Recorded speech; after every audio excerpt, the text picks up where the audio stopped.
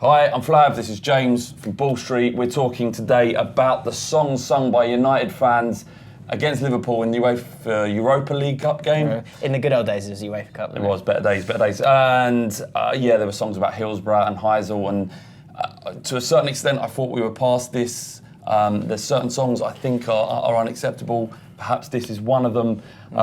What's interesting actually is just yesterday it came out that there was no official report by the official report didn't include anything from the referee. So it seemed like there was a lot of people chanting it, Man United fans chanting it, Liverpool fans were understandably outraged, and there was a call for something to be done about it, punishment in some sort of way.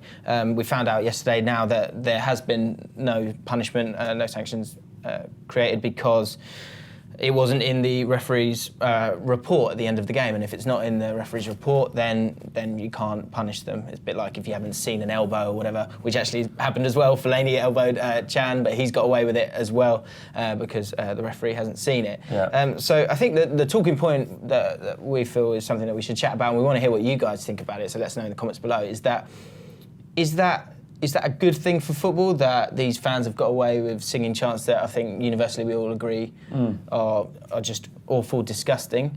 And also, who's responsible for making sure that this doesn't happen? If you feel that it shouldn't. So, I mean, is it the clubs? Do they have a responsibility? Does the FA, or is a more logical way of dealing with this to look to the fans to self-police? Well, I think ultimately the majority of people will go, this is disgusting, end it now, lock them up, throw away the key, because you can't be saying things like this. But look, I'm a QPR fan. I've been to a lot of games where you've heard chants and you've gone, what are my lot saying? Yeah. I'm sure as a Spurs fan, those moments have come for you as well. But if we take away people's rights to speak freely, then what? I think that's the bigger issue here. It is a slippery slope because to put this on record, I do think singing songs about Hillsborough and Heysel is unacceptable. Yeah, of People course. died, families listen still and hear that are directly affected by it. So this is without question, but you do have to think about how this impacts the atmosphere and kind of the insipid nature of football now. Because I think a lot of people go, governing bodies, you need to sort this out. Yeah. But if they have that power, what kind of precedent does that set? Yeah, exactly. If you have a governing body outside saying you can't do this anymore because you will be arrested, as has happened in Rangers and Celtic with the sectarian songs, what precedent does that set, and how far can these governing bodies go to ensuring that there's a line of decency inside the stadium? Will swearing be outlawed eventually? Well, there's been you've seen articles and things like that.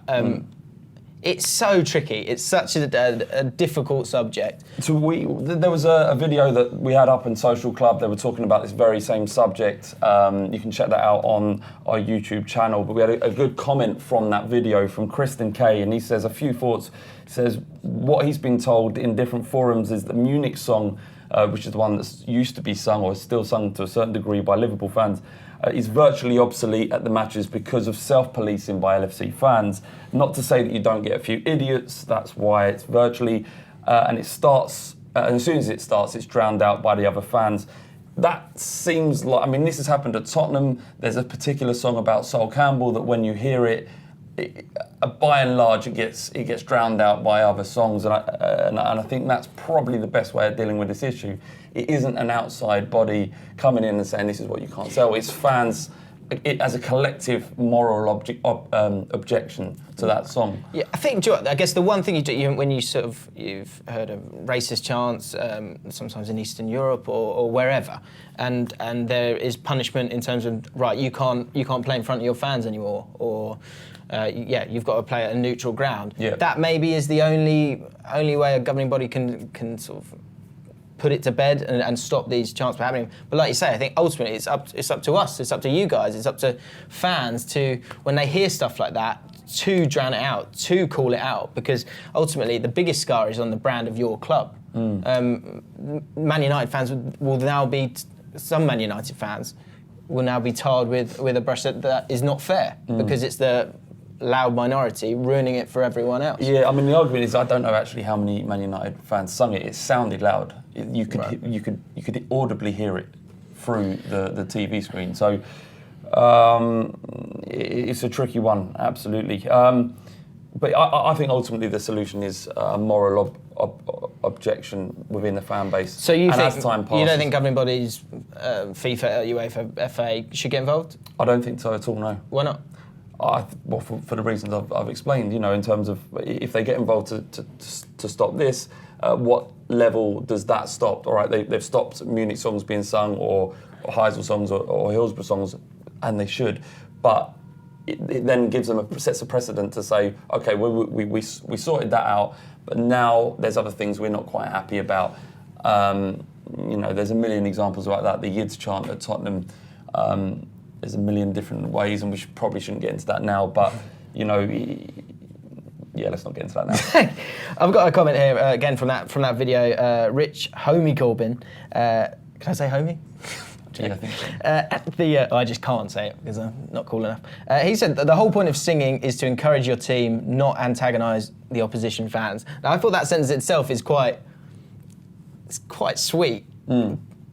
But for me, they're not completely correct. And the reason I picked that up is because, look, again, these chants are wrong, need to be cut out of the game. Whoever has sung them should be ashamed of yourselves. But that tribalism of football is still something that's really important. Hatred's a massive part of it. I mean, a huge part for you. I'm going to go on record and say I hate Arsenal fans. Arsenal fans should, by proxy of being an Arsenal fan, hate me. It's just the way it is. It's what makes rivalry so. What makes it so good. It's that passion going into that ground and playing against your rivals. Naturally, when you're not even playing them, when Spurs are playing Arsenal, I want them to know how much I hate them, even when we're not playing them. And I get accused of small team mentality for that, and I understand it. But it's what makes football different from watching water polo or some other, again, insipid sport. It's that difference between rugby and football. Yeah, so I don't buy that comment. I think it's nice, it's a nice thing, let's support your team, but for me, it's the rivalry and hatred is a massive part of football. Absolutely.